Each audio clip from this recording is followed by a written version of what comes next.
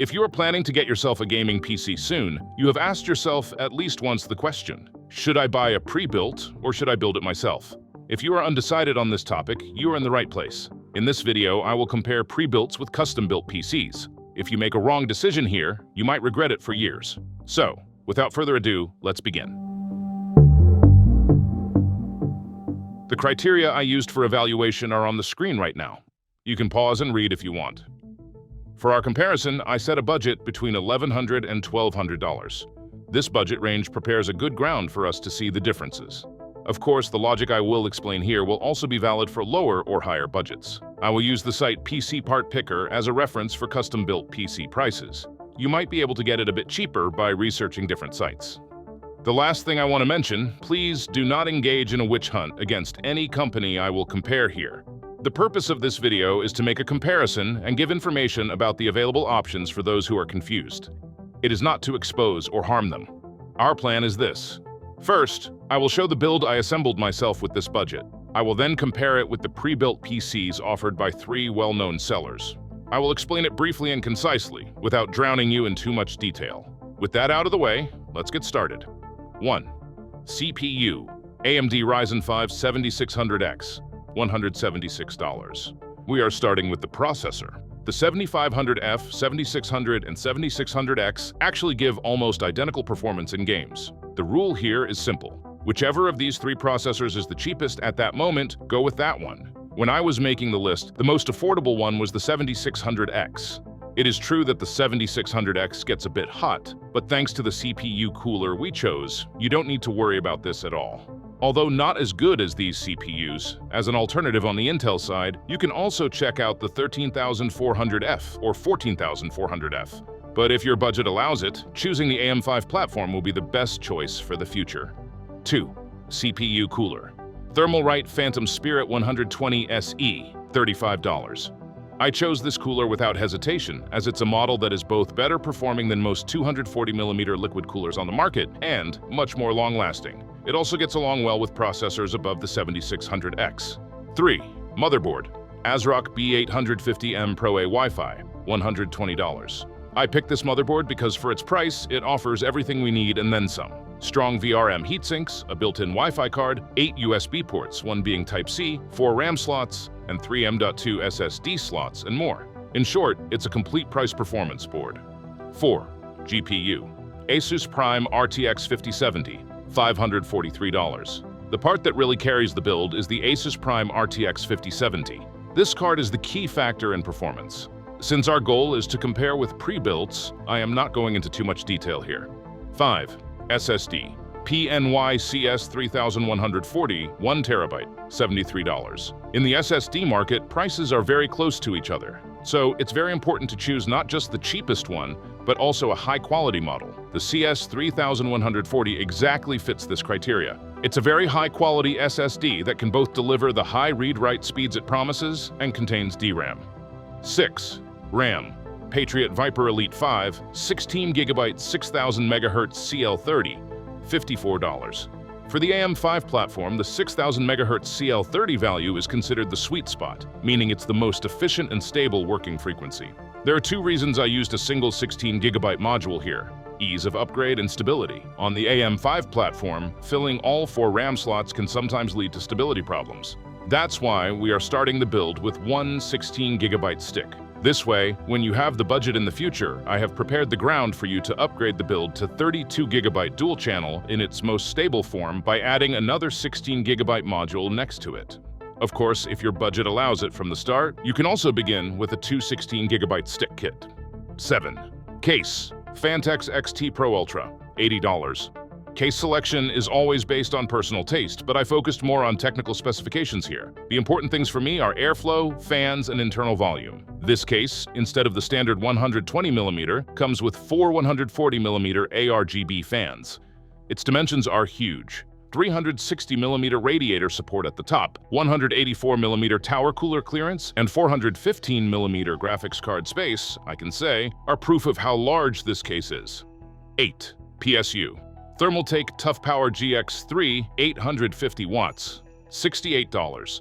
This is one of the best power supplies that can be bought at this price. Why? Firstly, it has ATX 3.0 support and the 12-volt high-power cable required for new generation graphics cards like the RTX 5070.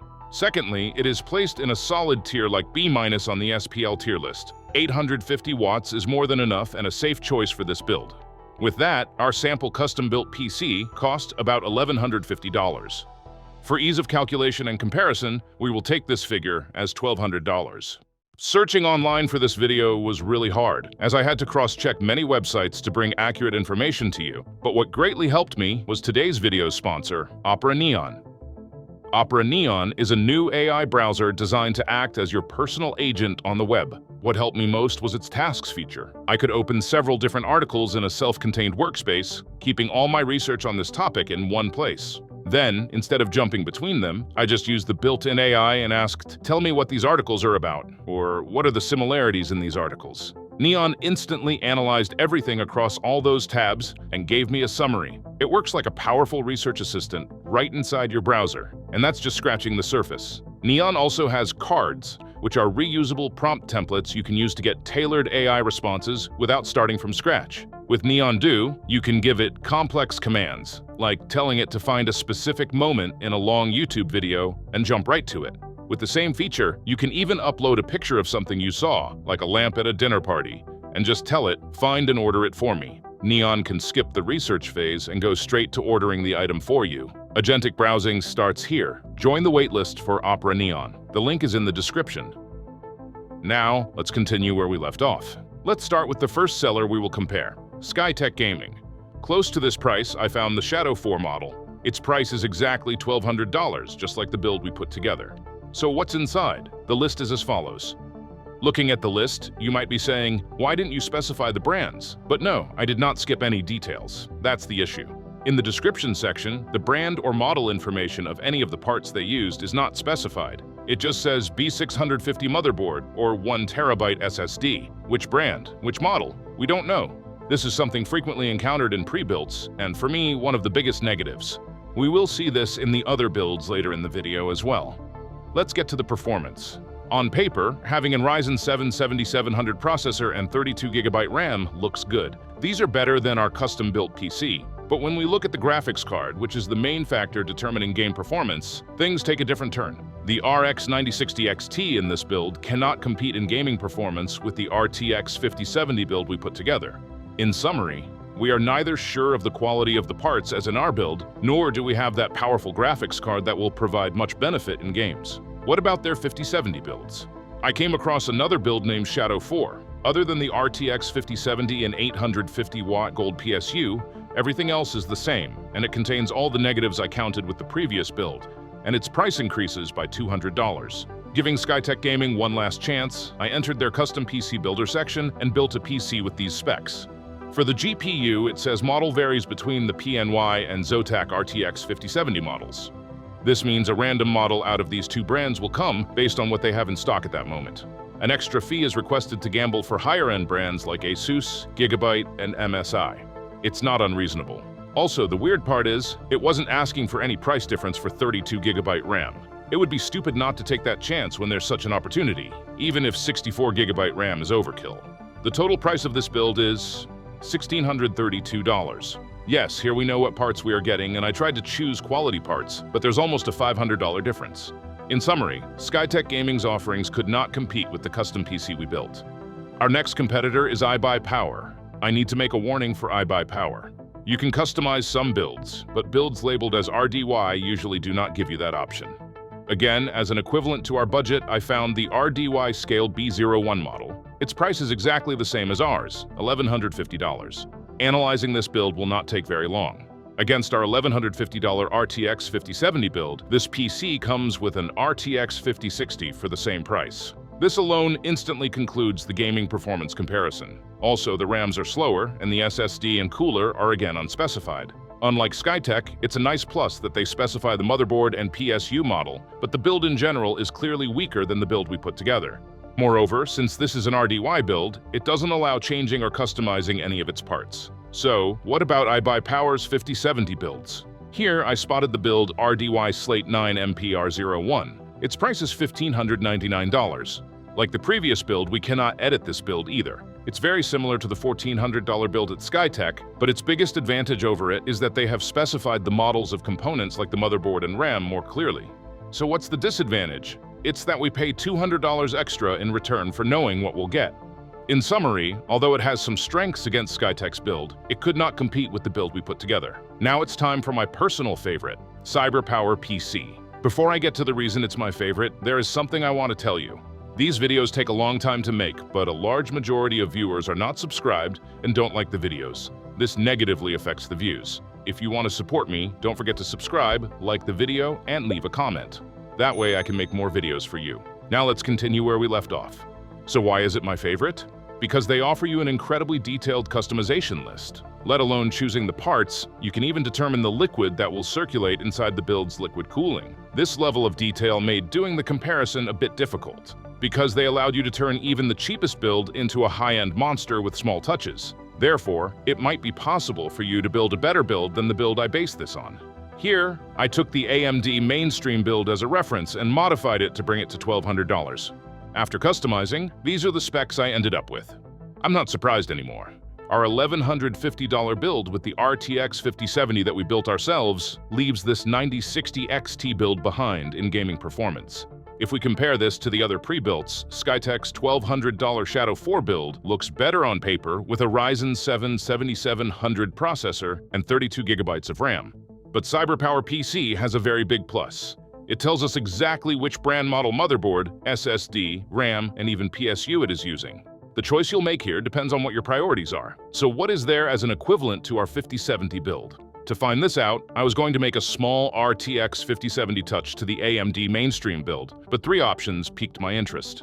If you choose an unbranded 5070, the price becomes $1,405. If you want a Founders Edition 5070, the price becomes $1,445. And if you want the Asus Prime 5070 from the build I put together, the price becomes $1,515. The cheapest 5070 CyberPowerPC once again falls behind Skytech's $1,400 5070 build in terms of parts. We are facing the same dilemma again: Skytech's unspecified but on-paper strong build, or CyberPowerPC's clear but weaker build. That is up for you to decide. Let's quickly summarize the results. First, listing the options within our $1,200 budget. The build we put together ourselves, with its RTX 5070, is unrivaled in terms of pure gaming performance. Among the pre-builts, the Skytech Gaming Shadow 4 is the most logical option, with its Ryzen 7 7700 and 32 GB RAM. After that comes CyberPowerPC's modified AMD mainstream build. Although we have the confidence of knowing exactly what part we are getting, this build falls behind the 5070 Shadow 4. In last place is iBuyPower's RDY Scale B01. With an i5 14400F and RTX 5060, it is the slowest PC in this group. Now, listing equivalents of the build we put together, Skytech Gaming's $1,400 RTX 5070 build is at the top, but its risks are still valid. After that comes iBuyPower's $1,600 build named RDY Slate 9 MPR01. With its price reaching $1,600, its weak 600-watt PSU, and unspecified parts, it is very expensive. This time, the last place goes to CyberPowerPC's customized AMD mainstream build. With a Ryzen 5 7600 and 16 GB RAM, this build became the weakest build in this category in terms of parts. Let's return to the very beginning of the video and our main question. Should you buy a pre-built PC? According to the comparisons in this video, if your priority is to get the most gaming performance from your budget, the answer is a clear no. Even though pre-builts promise convenience, the cost for this is a weaker graphics card, the unknown nature of the parts used, or a higher cost. If you want the full value for your money, and if knowing what you own is important to you, the most logical option is still to build your own PC. However, if you are willing to pay this price, keep the risks I've mentioned in mind. If you've decided to build your PC yourself but don't know where to start, you can watch this video on my channel. And so we are finishing this video. So after this video, which option would you take? Would you build your own PC, or would you buy a pre-built one?